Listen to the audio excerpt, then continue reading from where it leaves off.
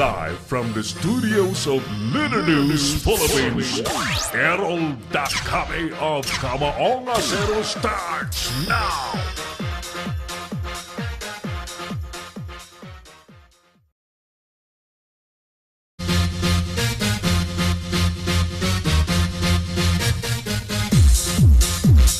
Dahil sa low pressure na nasa Bicol region, malaking bahagi po ng Luzon uulanin.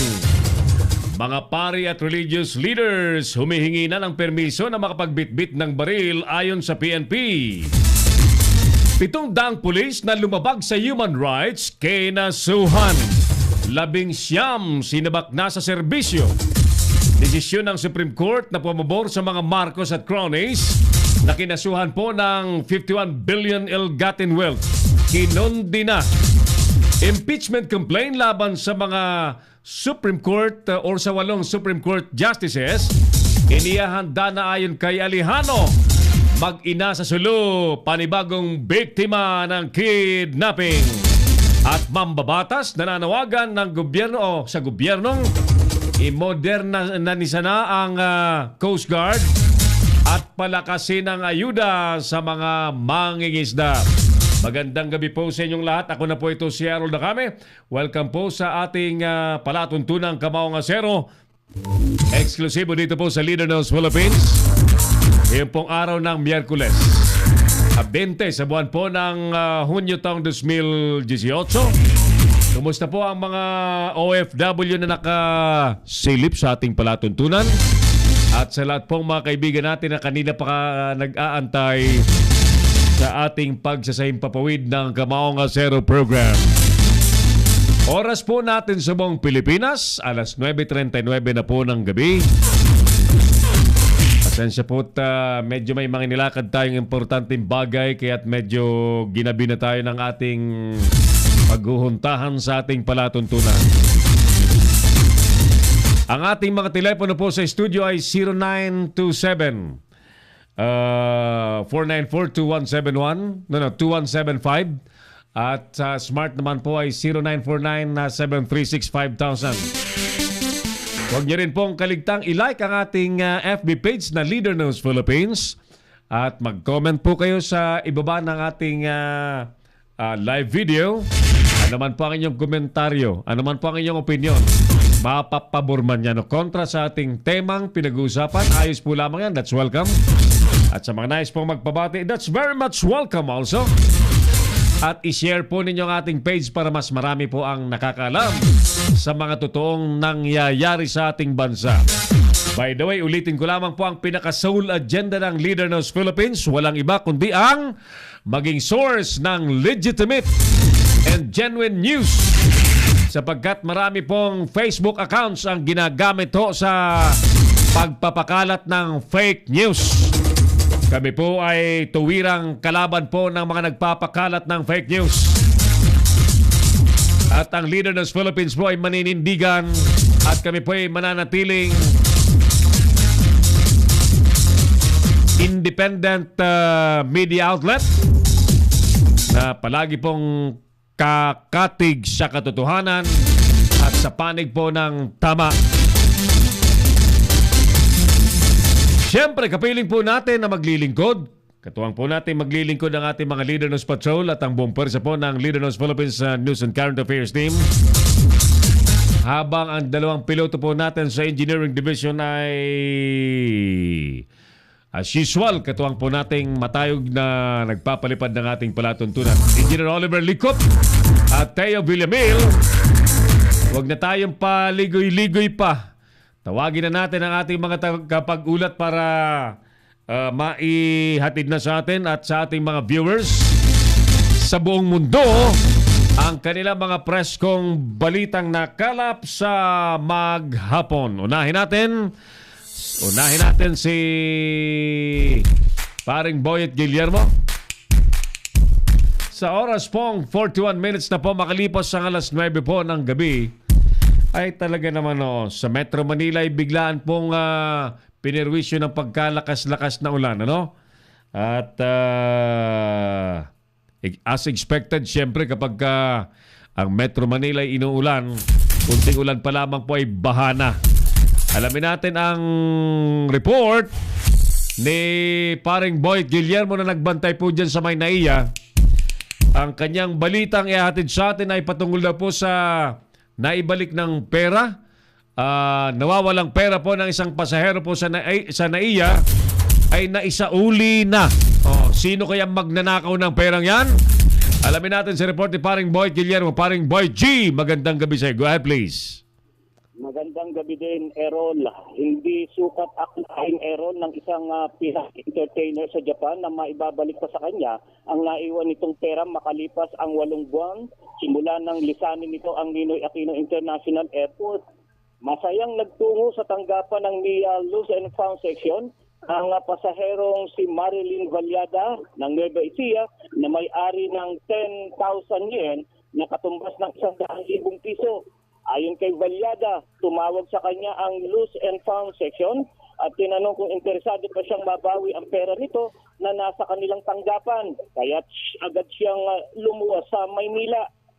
Atay sa pulisya ng Lost and Found, kapag tumagal ang wallet ng pasahero kasamang ibang loose item ng 6 months, ang nabanggit na tanggapan ay dadalhin na ito sa trust ng MIA. Valyada, tinawagan matapos makitang nakaipit ang boarding pass sa wallet, kaya't naisoli ang nawalang pera nito sa isang computer ng nasabing paliparan na napulot naman ng isang janitor. Live mula sa Southern Metro. Parang Boyet. Yet. Question, bakit nagtagal ng 8 buwan bago maisauli ng NAIA management yung naiwang pera? Wala na kasi nung dumating nga ito, na-report lang tapos umalis na. Okay. Umalis na agad yung pasahero. Magkano yung halaga ng 10,000 yen sa peso? 100,000 din yun. Kaya biruin mo, sa loob na ng ilang buwan niyang pinabayaan pero hindi niya nga akalain na maibabalik pa sa kanya yung kanyang perang nawawala. Pero yun nung very day na nawala yun, nadampot naman napulot naman kagad ng maintenance ng ng janitor? Napulot naman ng janitor. Bagay na nai-report naman kagad sa management. Yes. Kaya, alam mo, nakakatuwa rin nga yung mga empleyado ng NAIA na kapag ganyan nga merong silang napupulot na isa sa uli. Na mga bagay, lalo na pera, inaano nila yan. Talagang ibinabalik na isosoli sa mga may-ari. Yan ay kabaliktaran naman doon sa mga tarantadong naglalaglag bala dyan para mangotong. Yung tungkol naman doon sa laglag bala, talagang alam mo, wala namang daw talaga ng laglag bala ayon nga sa management ng NAIA. Hindi nga lang maipaliwanag din kung bakit nagkaroon ng bala yung bagahe ng isang pasahero. Pero ayon nga sa MIA, kung yun ay may nagsadya na ilusot, ilaglag, itanim yung bala, mananagot daw kung sino man ang mapapatunayang nagkasala sa bagay na yun. Wag nang maglokohan. Ikaw ba naman aalis ka? Dadaan ka sa inspection sa airport. Alam na alam mong bawal ang bala. Ikaw ba naman matinong pasahero? Magbibit-bit ka ng magdadala ka ng bala? Talagang hindi. Imposible. Tsaka bago ka yung mga gamit mo, ilagay mo sa bagahe, alam na alam mo kung ano naman ang mga bagahe mo. Tama. At saka hindi ka, yung mga lotion nga, pabango. Bawal yan. Yun na nga yung bala pa.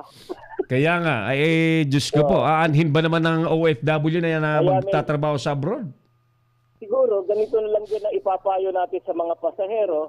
Maging alerto sila sa kanilang mga daladalang bagahe, bag, at isara, maigi, lagyan ng kandado, yung mga posibleng paglulusutan ng mga illegal na bagay. Ayun, gano'n na lang pwedeng gawin. Kasi ang problema lang dyan, paring boy, pag intentional talagang peperwisyuhin ka lamang, Sabihin natin walang intensyon na kutungan ka kasi mahigpit ngayon.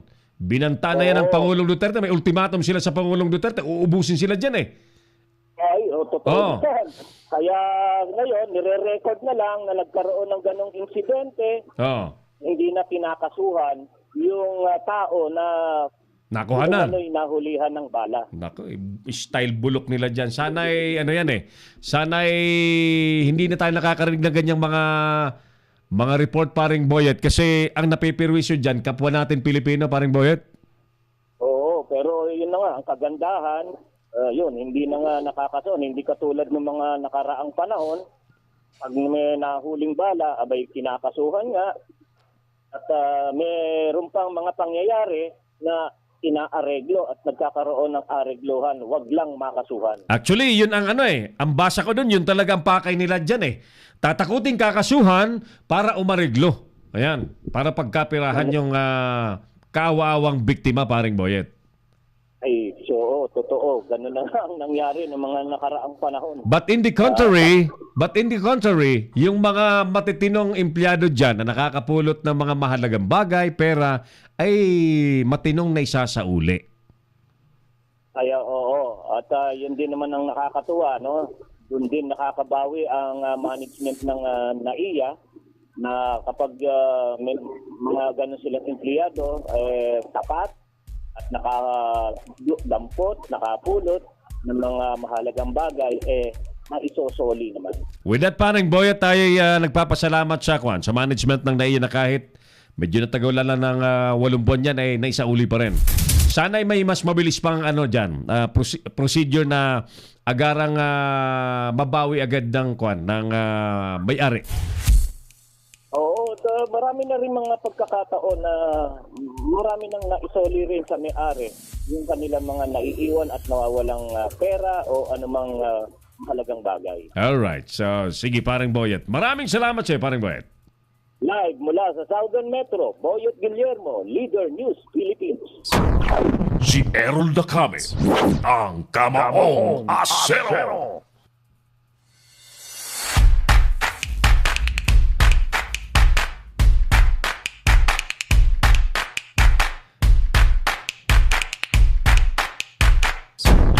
Si Errol Dacame, ang Kamaong Asero. Alright, thank you.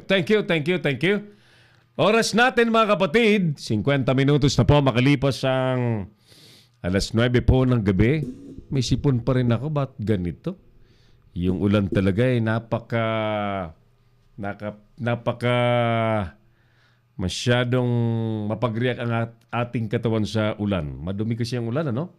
At dahil sa lagi tayong napupuyat, napapagod, madali tayong tamaan ng mga sipon-sipon. Anyway, babawian natin ito na mamaya ng 1,000 mg na sodium ascorbate. Samantala, isa pang report ang ating pakinggan mula po sa Senado.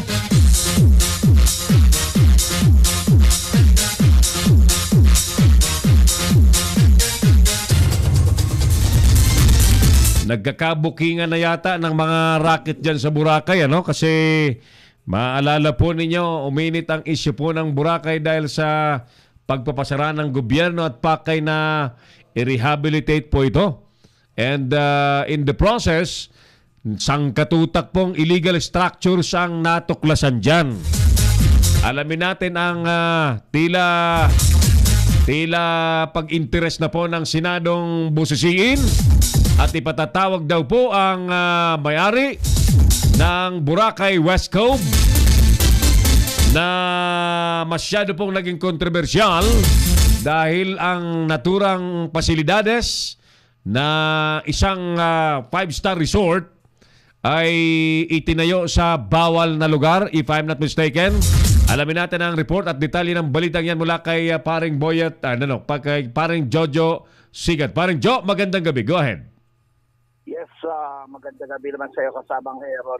Tama ka rin sa isinagawang pagdinig kanina sa Senado ay pinasusupuenan nitong si Senate Minority Leader Franklin Drilon itong may-ari ng controversial na Boracay West Cove na si Crisostomo Chris Aquino dahil sa kabiguang humarap nga ngayong araw sa hearing ng Senado. Tatanda na naging laman nga ng kontrobersya itong West Cova dahil umano sa dami ng violation sa bagay na itinatanggi naman itong may-ari na si Aquino. Maging itong permit ng establishment ay kine-question din na dahil hindi umano ito nakipag-ugnayan sa lokal na pamalaang nakakasakop man ng naturang isla. Tinitiyak naman na mga senador na pipigyan ng tsansa si Aquino para magpaliwanag sa mga usaping kinasasangkutan nito. Kapilang nga dito sa Church Committee, hearing ng Committee on Environment and Natural Resources, Education and Financial Local Government, ay kanina isinabon din nitong si Senador Franklin Drilon, itong bagong talagang Undersecretary ng Department of Environment and Natural Resources na si Yusik Benny Antiporda. Dahil sa halip daw na magbigay nga ng plano kanina sa paliwanag, ay tila sinisisi pa yung nangyaring ang pang-aabuso sa Boracay sa nakaraang administrasyon. Ito, si George Sikat para sa Leader News Philippines, nagulat. Si Errol Dacame, ang Kamaong Asero. Thank you, parang Joe. Bantayan natin ang investigasyon dyan kasi marami ang lulutang na katotohanan dyan. Ang hindi ko lamang din maintindihan bakit 2 taon na po ang panunungkulan ng kasulukuyang administrasyon ay nakakarinig pa tayo ng mga paninisi sa nagdaang administrasyon. 2 years na ho, ano? Ibig sabihin sila na po ang namamahala. And therefore, kung may mga yearly renewal dyan ng permits, naging discretion na nila dahil sila na ang nakaupo ngayon, mga taga-DNR. Bakit pa maninisi na ng previous administration? Dahil kung yan po ay may problema nung pag-upo nila, dapat right there and then, by sinibak na nila yung mga sangkot dyan. O di kaya ay, yung mismong structure, ay pinag-iba na kaagad nila, bakit tumagal pa, di ba? Si Errol Dacame, ang Kamaong Asero. Alright, saglit lamang po, magbe-break lamang po tayo at sa pagbabalik natin ay may mga babatiin na tayong mga viewers ng ating palatuntunan, pero unahin ko na po ang aking pinsang si Michael Consulta Cordovales dyan sa Corocoro, Tiwialbay. Hi Michael! Ayan, as promised binati na kita. Michael Consulta Cordovales dyan sa Corocoro, Tiwialbay, sa aming bayang Tiwialbay. Ayan. At doon pa sa mga viewers natin na mga OFW, well, feel free to send your greetings and message para mabati namin kayo. Ano? Walang bayad, don't worry, walang bayad. Walang poproblemahin dito. Sige, balikan ko po kayo at pasalamatan muna natin ang Long Ridge Philippines, ang kumpanya ho na nagdala ng magagandang produkto sa Pilipinas na makatutulong po na mapaliwalas ang ating pong mga kalusugan. Ako po, ang ginagamit ko sa Long Ridge Philippines ay yung mahiwagang pie cup. Ang pie cup po ay isang parang stainless tumbler that converts the ordinary water into alkaline water na nakakagaling po sa sari-saring sakit sa loob ng ating katawan. Subukan po ninyo ang pie cup ng Long Ridge Philippines para mapatunayan po ninyo at yung sinasabi nating mahiwagang kape ng Long Ridge Philippines para po sa kalalakihang nananamlay na. Kalalakihang nananamlay, ang mahiwagang kape ng Long Ridge Philippines, subukan po ninyo, mas matindi pa ho sa Viagra. Ito po ang mga produktong pinagmamalaki natin ng Long Ridge Philippines. Magbabalik si Errol Dacame sa Kamaong Asero.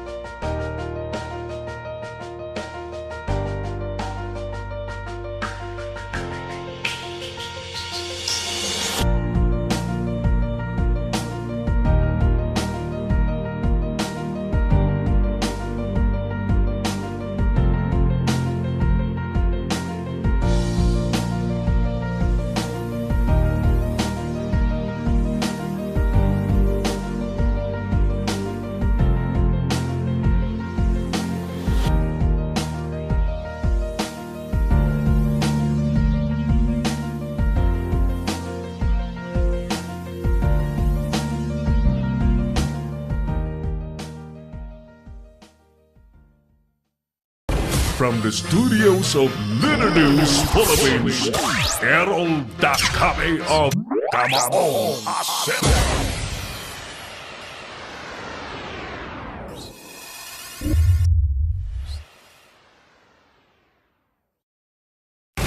Magbabalik si Errol Dacame sa Camaong Acero.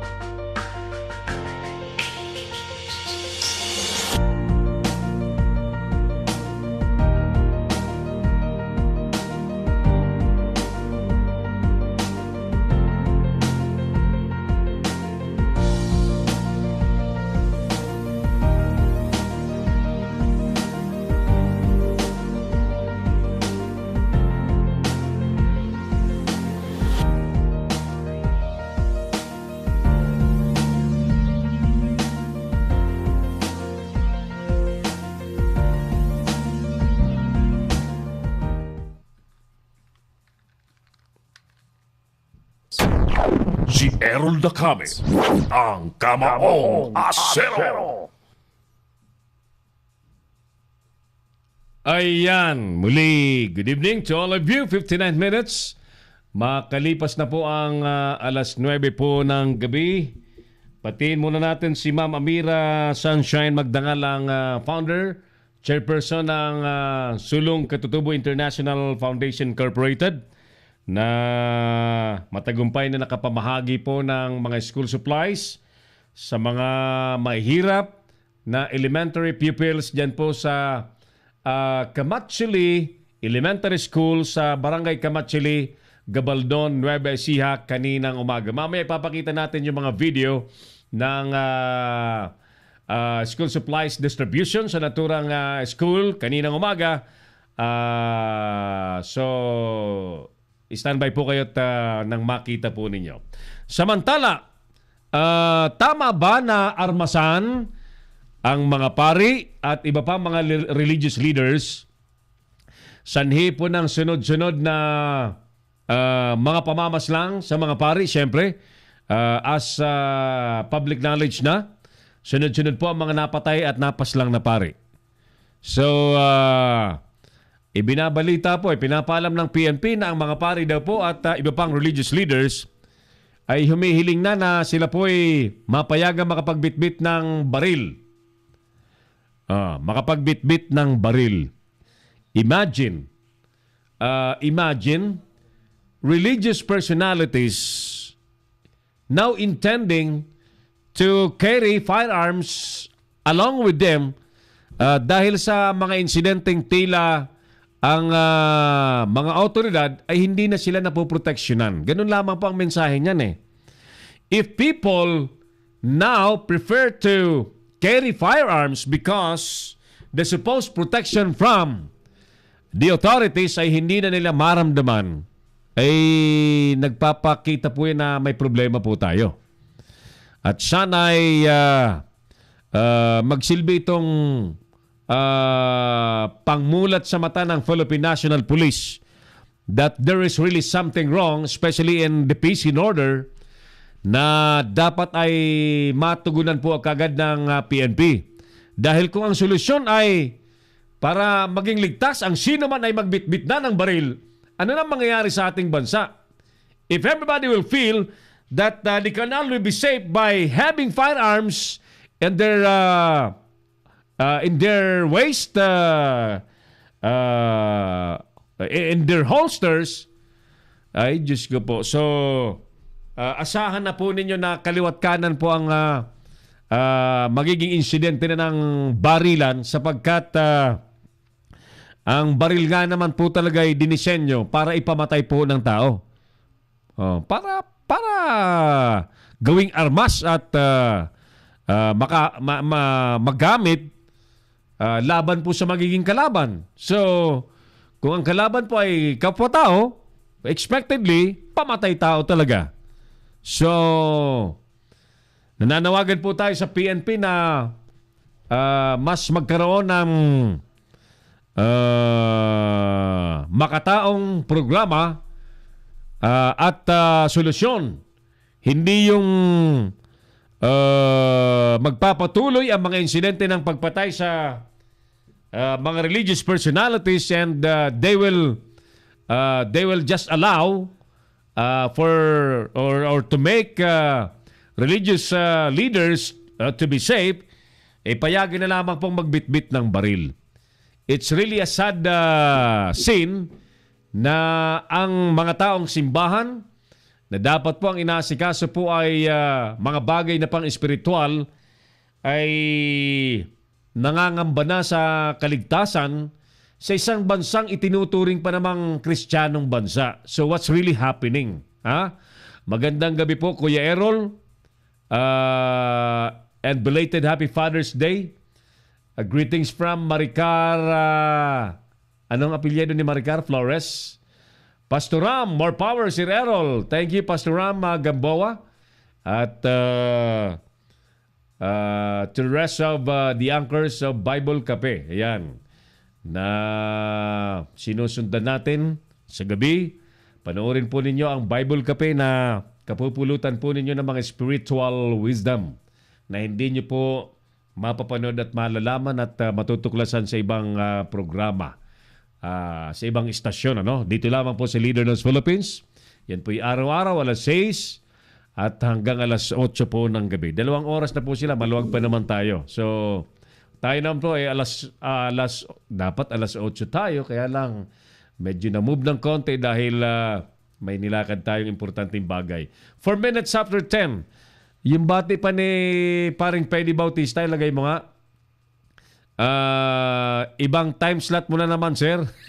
Naguguluhan si paring Pedi. Mag-usap tayo ng kwan kasi ini-eksperimento lamang namin dahil yung mga OFW ay nais naming mapaglingkuran. Pero don't worry. We will synchronize our time slots para may pagpatuloy natin yung synergy ng Leader News Philippines at ng Wow News FM dyan sa Palawan. At magandang gabi rin sa management ng DWLY Cool FM 97.5 headed by Pastor Jeff Jose. Ayan. Dito sa Baguio City po yan. At sa iba pang mga best friends natin sa mga FM stations na gustong i-carry po ang ating palatuntunan. Sige, pag-usapan natin yan. At ulitin ko lamang yung ating panawagan po sa PNP na kagad pong resolbahin ang hindi magandang senaryo ng sitwasyon po ng mga religious leaders sa ating bansa.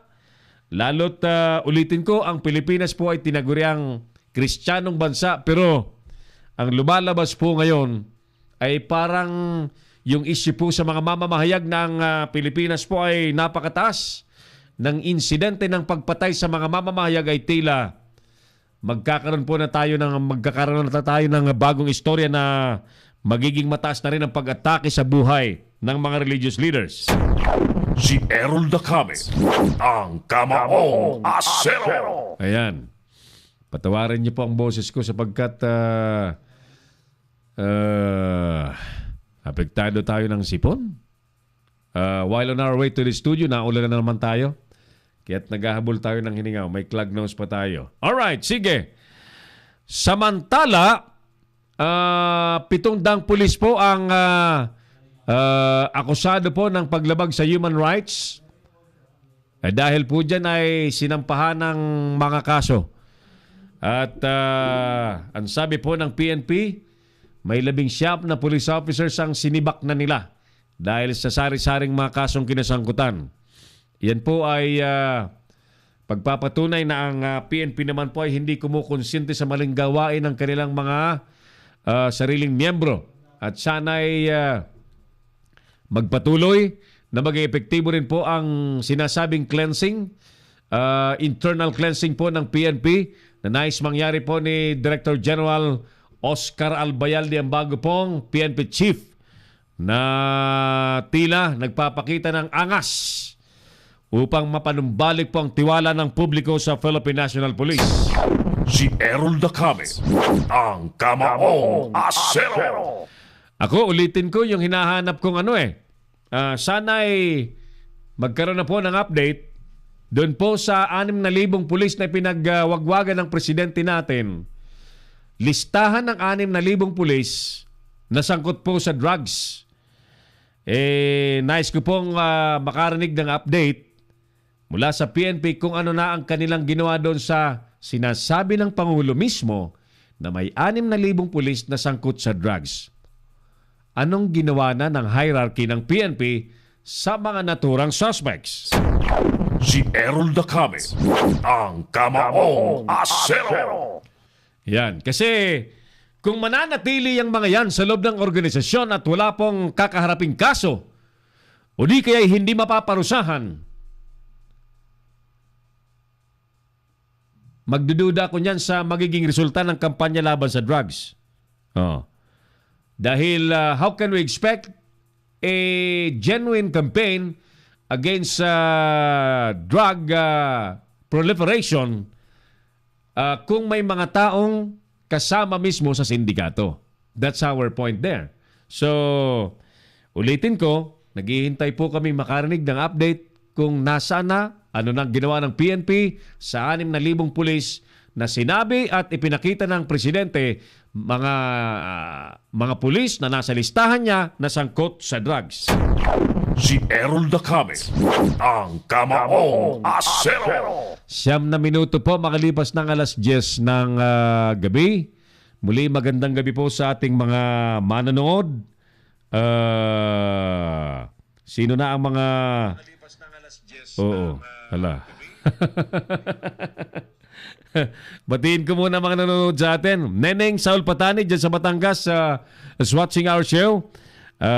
Paring Pedi Bautista sa bando dyan sa Palawan. Si Pastor Ram. Hi Pastor Ram. Si Bro Dennis Constantino is also watching our show. Marcar Amoris Paipon. Yan. Magandang gabi po, Kuya Errol. Belated Happy Father's Day. Nabasa na natin. Si Phil Rabs is also watching. And Glads L. Bernardino is watching our show. Yan, si Paring Boyet nakamonitor pa rin. Paring Boyet, thank you. Doon po sa mga viewers natin, huwag kayo manatiling nakasilip lamang. Mag-message kayo. Kung may nais po kayong mensaheng iparating sa ating programa, don't hesitate. Yan po ibabasahin natin, ano? Babasahin natin yan, garantisado. Gandang gabi po sa mga taga Batangas. At dyan, Paring Pedi, ano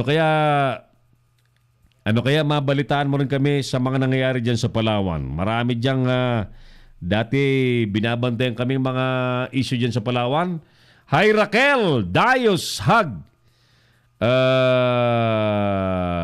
Raquel, tagasan ba ito si Raquel? Sabi ni Raquel, hello. Hello to Raquel also, who's watching our show right now. Si Errol Dacame, ang Kamaong Asero. Samantala, mga kapatid, kinukundina ho ang desisyon ng Supreme Court na pumabor sa dating desisyon ng Sandigan Bayang nagbabasura sa kaso na isinampa ng PCGG laban sa mga Marcos at mga cronies nito na may kinasasangkutang 51 billion pesos na ill-gotten wealth daw. Ayan. Ang pagkondina ay pinangunahan po ni dating Human Rights Commissioner Eta Rosales. Ayan. Na lead the complainant sa naturang kaso. Ayan. Hindi daw dapat ibinabasura at pinapawalang saysay ng Supreme Court ang naturang usapin dahil lamang sa technicalities. Ayan. So, ang tanong natin, magpa-file ba sila ng motion for reconsideration dyan or final na yon? Nice program po, sabi ni Raquel Dayos Hag. Raquel, taga saan ka ba, Ma'am Raquel? Ha? Let us know kung taga saan si Ma'am Raquel para mabati natin. Ayan.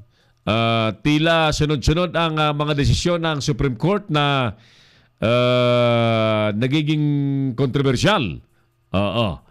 But then again, sino ba tayo mag-question sa Supreme Court? Kaya lang siyempre yung mga apektadong partido, may karapatan silang magsalita. Tulad sa panig ho ni Sireno na tinanggal ng Korte Suprema sa botong 8-6. Tinanggal siya bilang pinakapunong maestrado sa pamamagitan po ng co-warrant to case. Habang si Justice Carpio ay nananatiling hindi daw siya pumapanig at hindi siya kasama sa naturang desisyon at sinasabi niyang he strongly disagreed sa desisyon ng Korte Supremang tanggalin sa pamamagitan ng co-warrant to proceedings si Sireno. Si Errol Dacame, ang Kamaong Asero. Alright, sa oras pong 13 minutos na po makalipas ang alas 10 ng gabi, tulad po ng sinambit natin kanina, we really would like to congratulate Ma'am Amira Sunshine Magdangal, ang Chairperson, Chief Executive Officer and Founder ng Sulong Katutubo International Foundation Incorporated, na patuloy pong nagpaparamdam ng pagkalinga sa mga mahirap, especially doon po sa mga lahi ng katutubo. By the way, ang karamihan naman po sa mga Pilipino ay talagang may dugong katutubo. At bagamat nalahian na lamang tayo ng mga dayuhan dahil sa pagpasok nila dito sa pamagitan ng pananakop, so nagkaroon na po ng mga lahing mga mistiso, mga mistisa, but then again, ang orihinal na mga Pilipino po ay mga indigenous Filipinos, indigenous people. So, yan po ang sektor na nais ipagpatuloy na mapangalagaan ni Ma'am Amira Magdangal ng Sulong Katutubo International Foundation. At kaninang umaga po, as I was saying, pumunta ang grupo, kasama tayo, sa Barangay Kamatsili. Diyan po sa Kamatsili Elementary School at namahagi po ang grupo ng school supplies sa mga batang hindi ho makabili-bili ng gamit sa eskwela. Mga kaibigan, panoorin po natin ang ilang video ng naturang aktibidades kaninang umaga.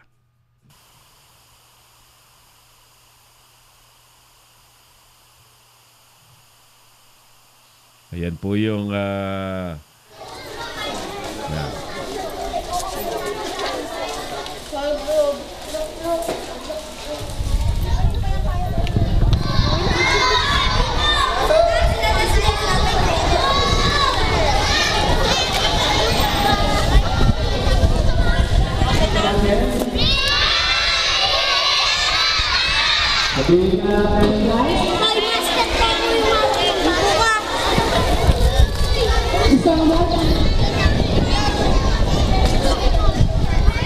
RJ Flores, Gianpaolo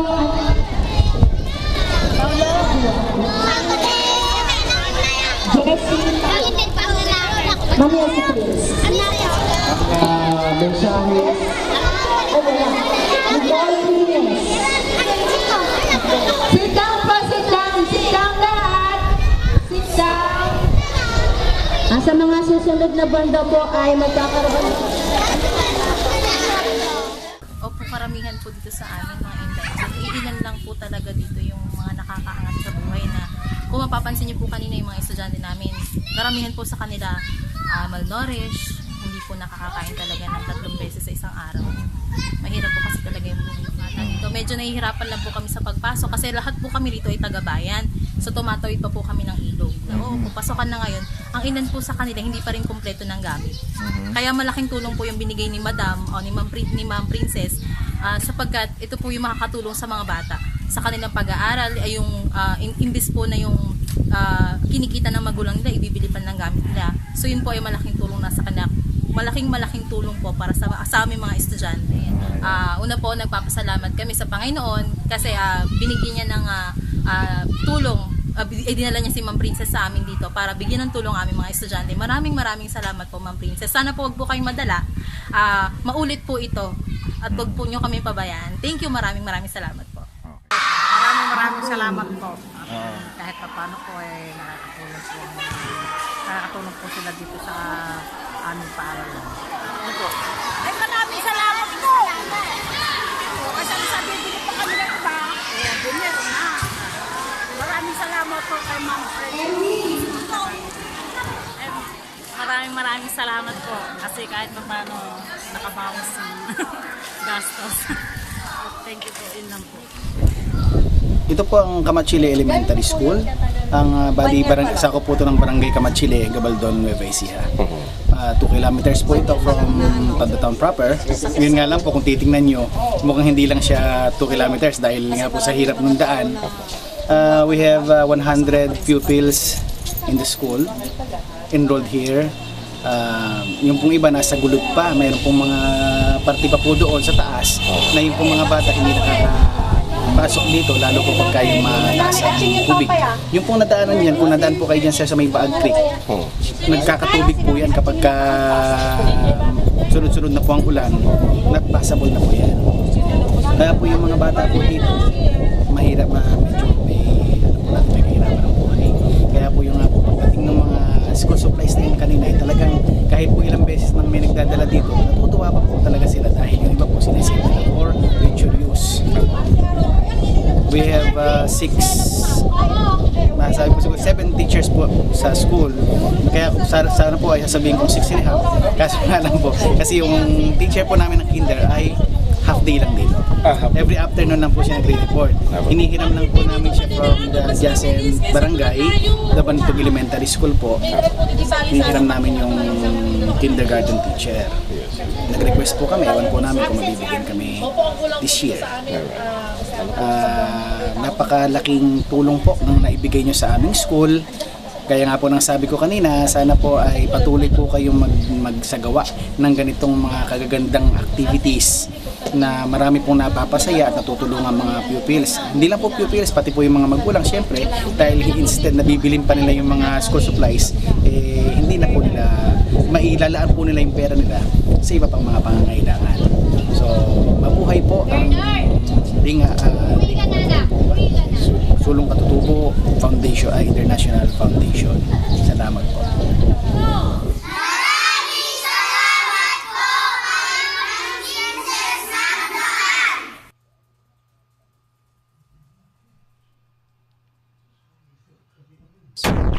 Si Errol Dacame, ang Kamaong Asero.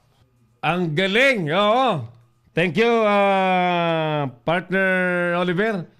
Yun po yung video ng ating coverage sa school supplies distribution ng Sulong Katutubo International Foundation Incorporated dun po sa Kamachili Elementary School sa Barangay Kamachili, Gabaldon, Nueva Ecija. Napakalayo. Napakalayo kayo. Sinagaan natin para masama lamang tayo doon na bumisita sa isang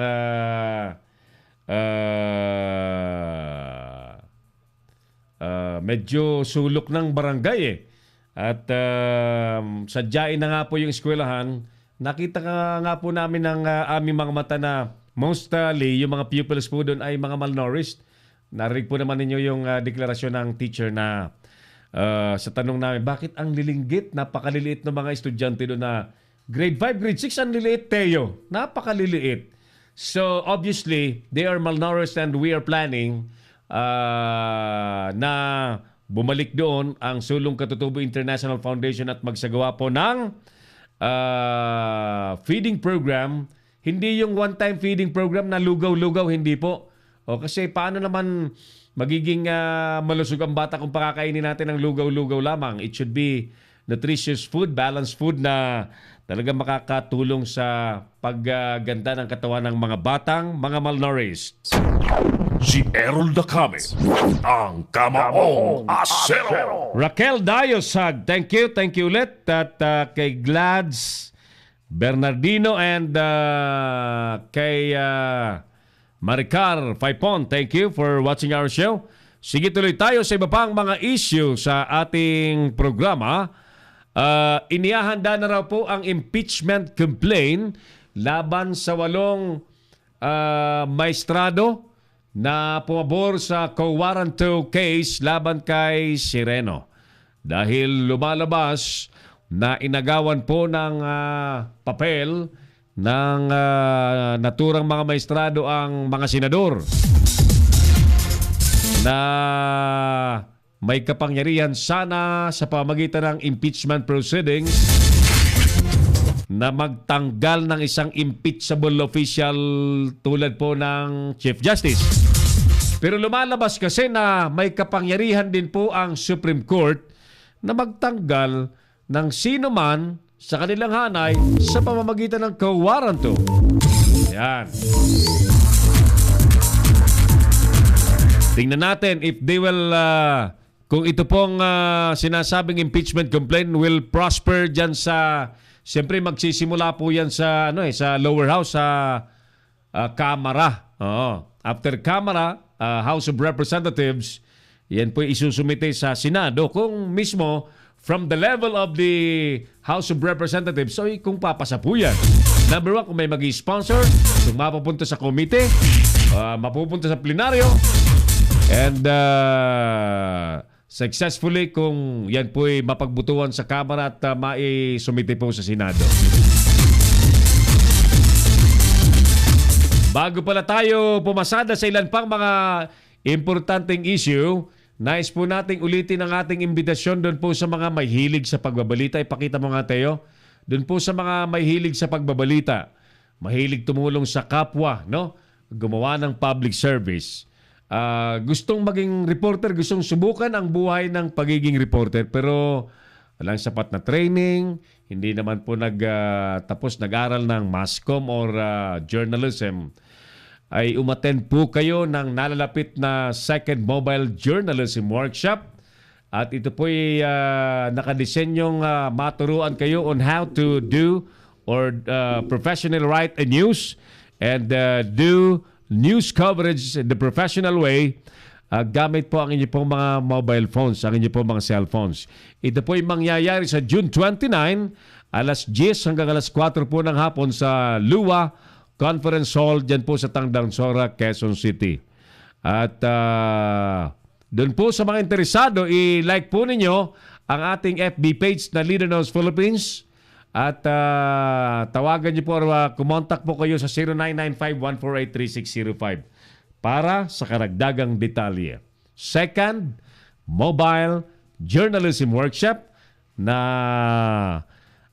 magtuturo po ng tamang pag-compose, pagsusulat at pagkaroon po ng magandang atake sa istorya, sa report in a professional way at yung mas maayos na news coverage, especially shooting video on the news scene using your cell phones. Ayan.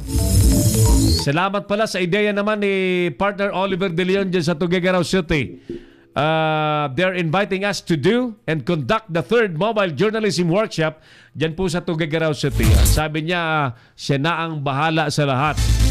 Sabi ko, sige, we'll just do a close coordination para mangyari yan dyan sa Tuguegarao City. But before that, ang mauna po muna ay ang ating mobile journalism workshop dyan po sa Quezon City, sa Lua Conference Hall sa Tangdansora, Quezon City. Come June 29, alas 10 hanggang alas 4 po ng hapon.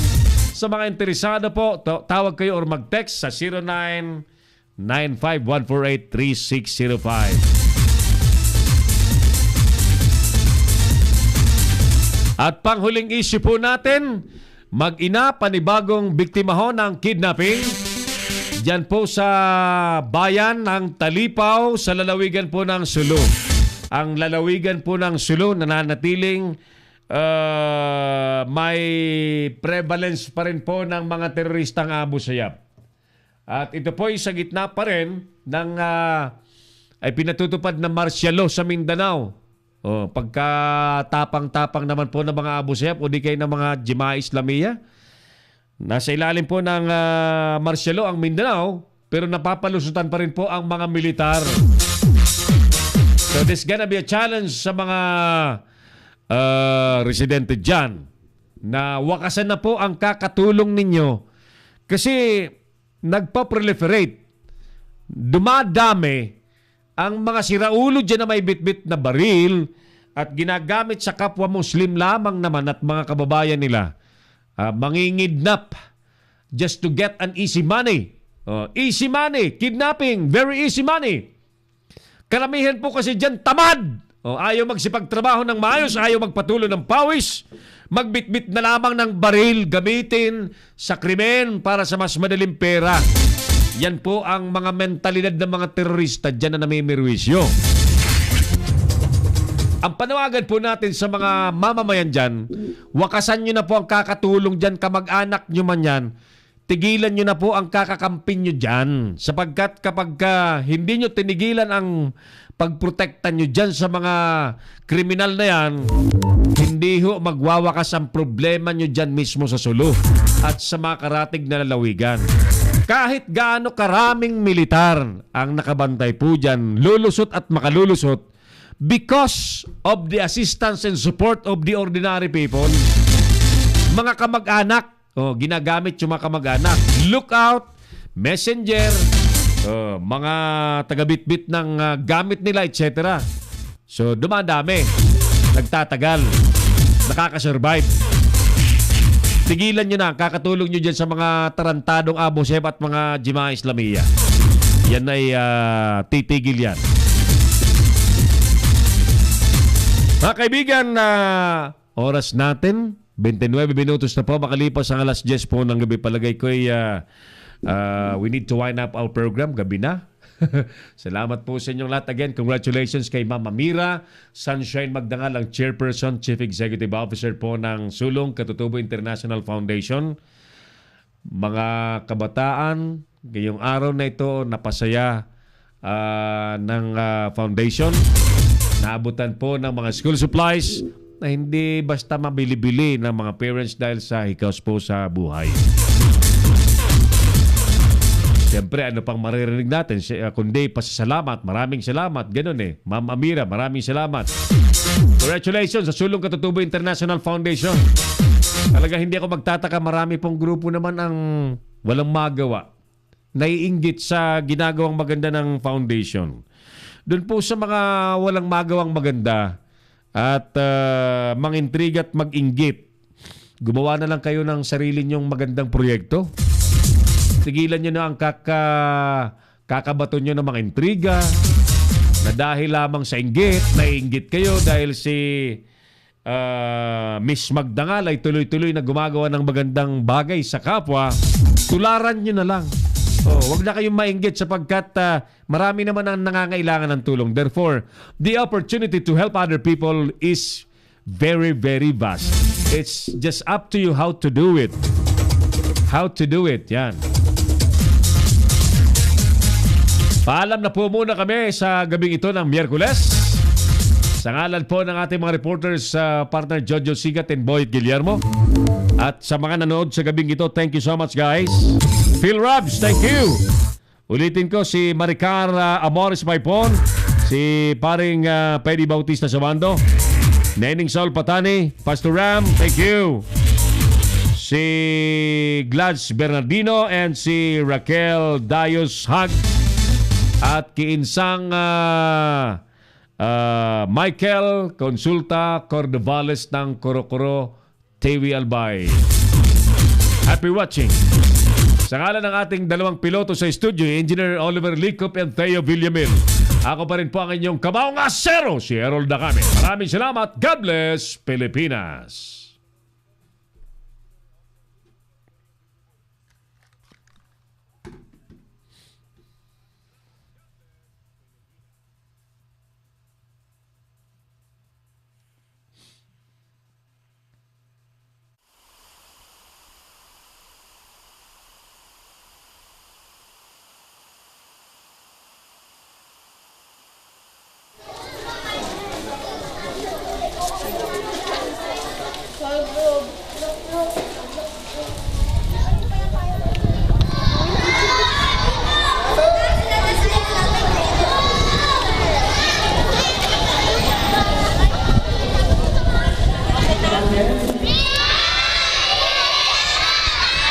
RJ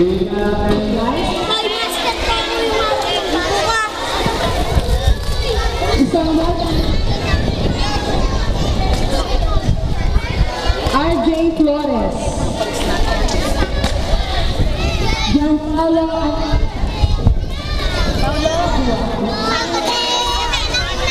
Jesse Mamiya Chris. Mensahe.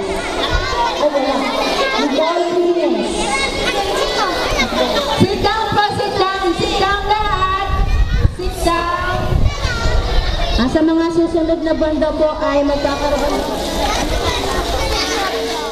Opo, karamihan po dito sa amin mga indigent. Iilan lang po talaga dito yung mga nakakaangat sa buhay na kung mapapansin niyo po kanina yung mga estudyante namin, karamihan po sa kanila malnourished, hindi po nakakakain talaga ng 3 beses sa isang araw.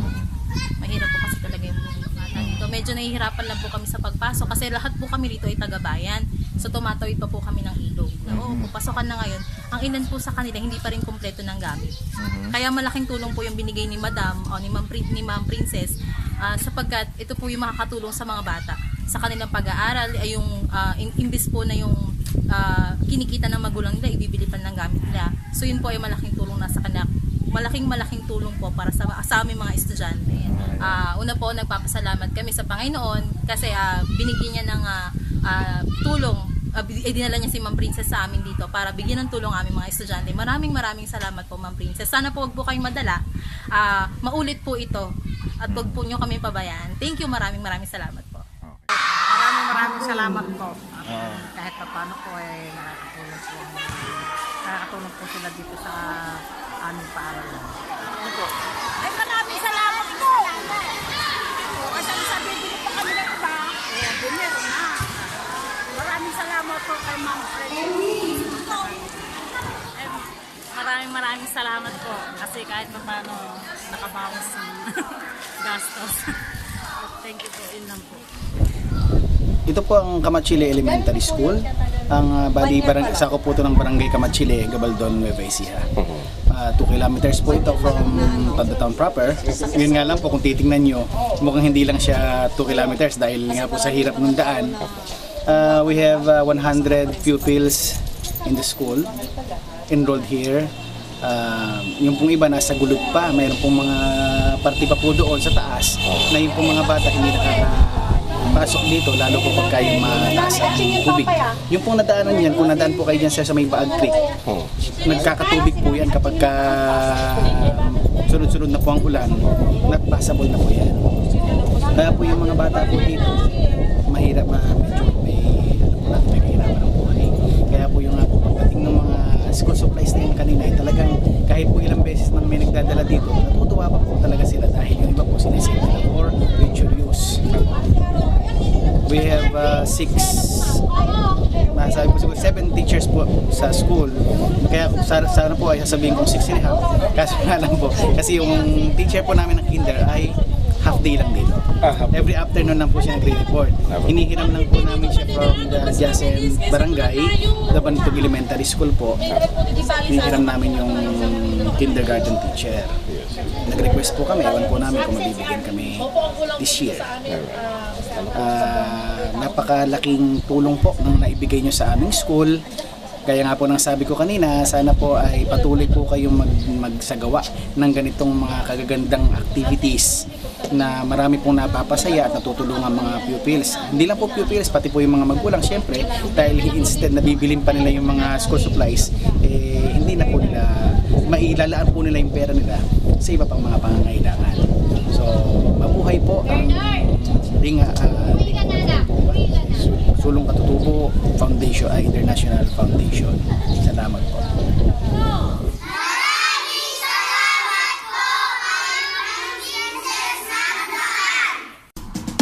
Inyong napanood ang mga batas na banat ni Errol Nakari sa Kamaong Asero. Abangang muli dito sa Little News Philippines.